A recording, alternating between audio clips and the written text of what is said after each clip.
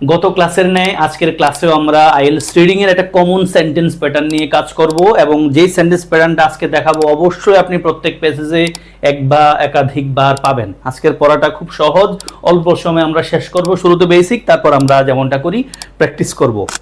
থাকবেন আমার সাথে শেষ অবধি। আমরা কয়েকটা বাক্য দেখে বেসিকটা শেষ করে ফেলবো। প্রথম বাক্য দেখেন, লেখা আছে since schools are the primary sources of knowledge, the curriculum should include life skills। মানে যেহেতু স্কুলগুলো হলো আমাদের নলেজ শেখার একবারে কোর জায়গা, সেহেতু সেখানে থাকা উচিত, মানে কারিকুলামে থাকা উচিত life skills like swimming, cooking, gardening. আমাদের দেশে আমরা সাঁতার কাটা কিন্তু পড়াশোনার পাঠ হিসেবে শিখি না, আমরা এমনিতেই শিখি যারা গ্রামে বড় হয়ে থাকে। অন্যদিকে পৃথিবীর উন্নত দেশগুলোতে কিন্তু সুইমিং, গার্ডেনিং, কুকিং সহ আরও বেসিক লাইফ স্কিলস শেখানো হয় পড়াশোনার পাঠ হিসাবে, বিশেষ করে পড়াশোনার প্রথম 4-5 বছর। আমাদের দেশে তো প্রথম 4-5 বছরও একবারে পরীক্ষা, বৃত্তি পরীক্ষা, বার্ষিক পরীক্ষা সব থাকে। তো এখানে কি বলছে, যেহেতু স্কুল হলো আমাদের জ্ঞান শেখার একটা কোর জায়গা, মূল উৎস, সেহেতু লাইফ স্কিলসগুলো থাকা উচিত কারিকুলামে। দেখেন, যেহেতু স্কুল কোর জায়গা সেহেতু এখানে থাকা উচিত, কারণ ফলাফল বোঝাচ্ছে।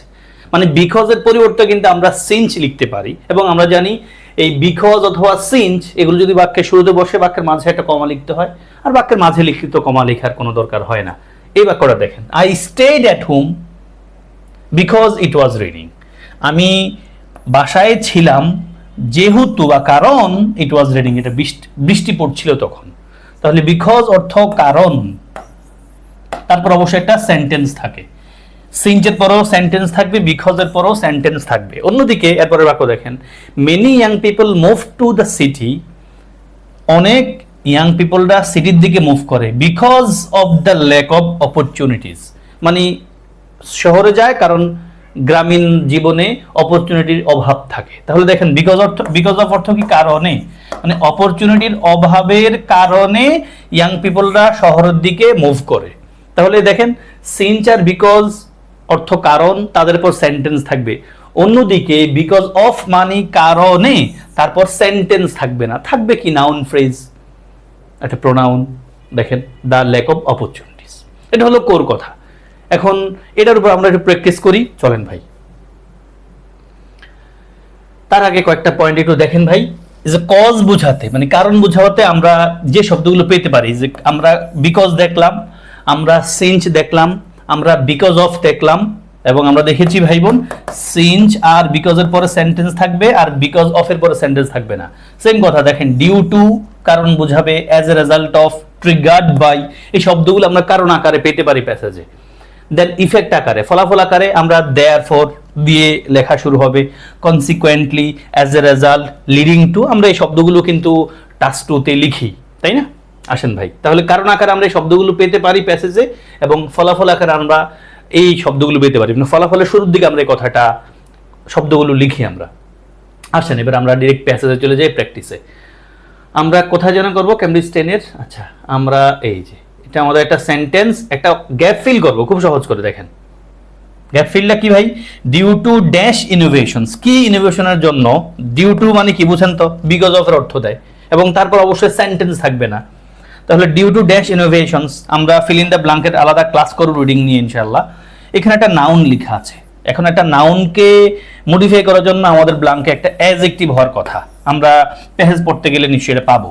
আসেন আমরা এখানে যাই। Due to dash innovations, large numbers of people are relocating from rural areas to urban. Rural মানে গ্রামীণ, আরবান মানে হলো সিটি। হ্যাঁ, তাহলে ভিলেজ থেকে সিটির দিকে যাচ্ছে অনেক সংখ্যক মানুষ। কোন কারণে, ডিউ টু ড্যাশ ইনোভেশনস, এবং কারণে কথাটা নিশ্চয়ই প্যাসেজে লেখা থাকবেই। এবার আমাদের প্যাসেজে আসেন ইনফরমেশনে, আর র্যাপিড মুভমেন্ট। এই র্যাপিড মুভমেন্ট মানে কিন্তু ভাই এই রিলোকেটিং কথা বলছে। আর rapid movement of people from rural areas to cities. দেখেন, ডিরেক্ট বলছে রুরাল, এখানে রুরাল শব্দটা যেখানে আছে কোয়েশ্চেনে যা, প্যাসেজেও তা। সিটিজ আর এখানে শুধু আরবান বলছে, এই হলো পার্থক্য। দেখেন, ট্রিগার্ড বাই মানে কি, ঘটছে, এই কারণে ঘটে। আবার বাক্যটা পড়ি, আর র্যাপিড মুভমেন্ট মানে মানুষের মুভমেন্টটা হচ্ছে অনেক, from rural areas to cities, rural থেকে শহরের দিকে, ইজ ট্রিগার্ড বাই, এটা ঘটে কোন কারণে, আমরা কজ বাই বলতে পারি, ট্রিগার্ড বাই টেকনোলজিক্যাল অ্যাডভান্স, মানে টেকনোলজিক্যাল অ্যাডভান্সের কারণে, এটা হলো টেকনোলজিক্যাল অ্যাডভান্সের কারণে এই যে মানুষজন গ্রাম থেকে শহরের দিকে আসতেছে। প্যাসেজ কি বলছে কোশ্চেনে, ডিউ টু ড্যাশ ইনোভেশনস, আমরা কি লিখবো ভাই? ডিউ টু ওয়ান ওয়ার্ড যেহেতু বলছে, ওই যে আমরা শব্দ পেয়ে গেছি একটা টেকনোলজিক্যাল, আমরা শব্দ পেয়েছি ভাই টেকনোলজিক্যাল, আমরা সব এই টেকনোলজিক্যাল শব্দটা এখানে লিখবো, TECH,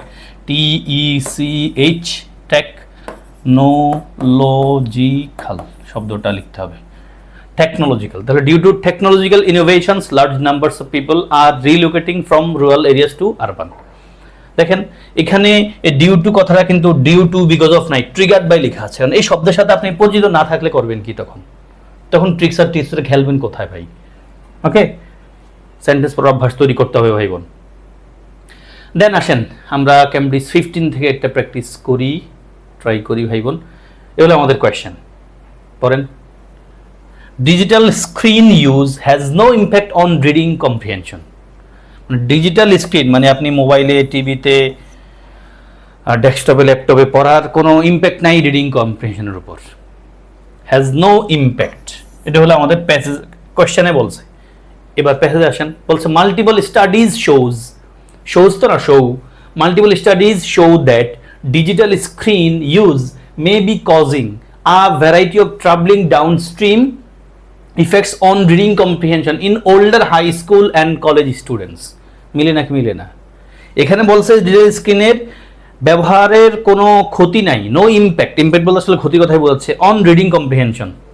এখানে কি বলছে? Multiple studies shows that digital screen use may be causing, মানে কারণ এই যে ঘটায় আর variety of travelling downstream effects, negative কথা বলতেছে। তার মানে এখানে বলছে নাই, এখানে বলছে আছে, তার মানে কথা আমাদের মিলে না যেহেতু, তার মানে উত্তর কি হবে ভাই? ফলস। এরপর আসেন, এই হলো আমাদের কোয়েশ্চেন। কি বলছে?